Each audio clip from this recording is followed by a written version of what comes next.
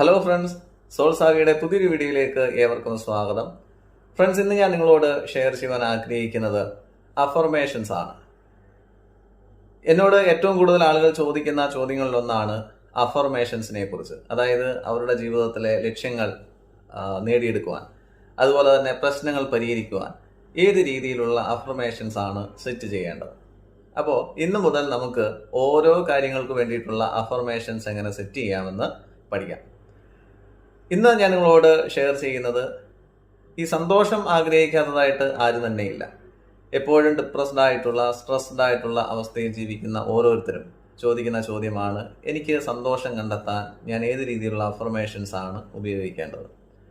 Friends, നിങ്ങളിവിടെ set ചെയ്യേണ്ട affirmation എന്ന് പറയുന്നത്, നിങ്ങൾക്ക് വേണ്ടത് സന്തോഷമാണ്. അപ്പോൾ ആദ്യം സ്ഥിരീകരിക്കുക. അഫർമേഷൻ എന്ന് പറയുന്നത് തന്നെ സ്വയം സ്ഥിരീകരണമാണ്. ഞാൻ സന്തോഷവാനാണ് അല്ലെങ്കിൽ സന്തോഷവതിയാണ് എന്നുള്ളത് സ്ഥിരീകരിക്കുക. ഞാൻ സന്തോഷവാനാണ് അല്ലെങ്കിൽ സന്തോഷവതിയാണ്.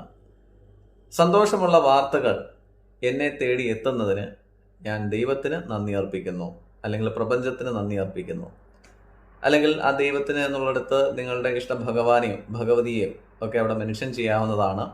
അപ്പോൾ ഞാൻ സന്തോഷവാനാണ് അല്ലെങ്കിൽ സന്തോഷവതിയാണ്. സന്തോഷമുള്ള വാർത്തകൾ നിരന്തരം എന്നെ തേടി എത്തിക്കൊണ്ടിരിക്കുന്നതിന് ദൈവത്തിന് നന്ദി അർപ്പിക്കുന്നു. ഈ ഒരു അഫർമേഷൻ നിങ്ങൾ നിരന്തരമായിട്ട് പറയുക. ഒന്നോ രണ്ടോ പ്രാവശ്യം പറഞ്ഞതുകൊണ്ട് ഒരിക്കലും അഫർമേഷൻ നമ്മുടെ മനസ്സിലേക്ക് ചെല്ലുകയില്ല. ഒരു കാര്യം തന്നെ ധാരാളം പ്രാവശ്യം ചെയ്യുമ്പോഴാണ് നമ്മുടെ മനസ്സത് ഏറ്റെടുക്കുന്നത്. അപ്പോൾ നമ്മുടെ സബ് കോൺഷ്യസ് മൈൻഡിലേക്ക് ഇത് ചെല്ലണമെങ്കിൽ എത്ര പ്രാവശ്യം പറയാമോ? ഒരു ദിവസം തന്നെ 1000 പ്രാവശ്യം പറയാമെങ്കിൽ അത്രയും നല്ലത്. എത്രയും പ്രാവശ്യം നല്ലത് അത്രയും നല്ലത് തന്നെയാണ്. പിന്നെ ഒരു നേരം പോക്കിന് ഇങ്ങനെ പറഞ്ഞുകൊണ്ടിരിക്കുക എന്നുള്ളതല്ല.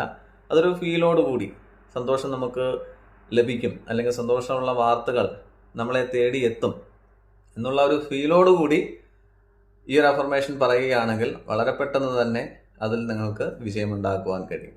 അപ്പോൾ ഇന്നത്തെ അഫർമേഷൻ എന്ന് പറയുന്നത് സന്തോഷത്തെക്കുറിച്ചാണ്. ഞാൻ സന്തോഷവാനാണ്. സന്തോഷമുള്ള വാർത്തകൾ നിരന്തരം എന്നെ തേടിയെത്തിക്കൊണ്ടിരിക്കുന്നതിന് ദൈവത്തിന് നന്ദി. ഈ ഒരു അഫർമേഷൻ നിരന്തരമായിട്ട് പറയാൻ ശ്രമിക്കുക.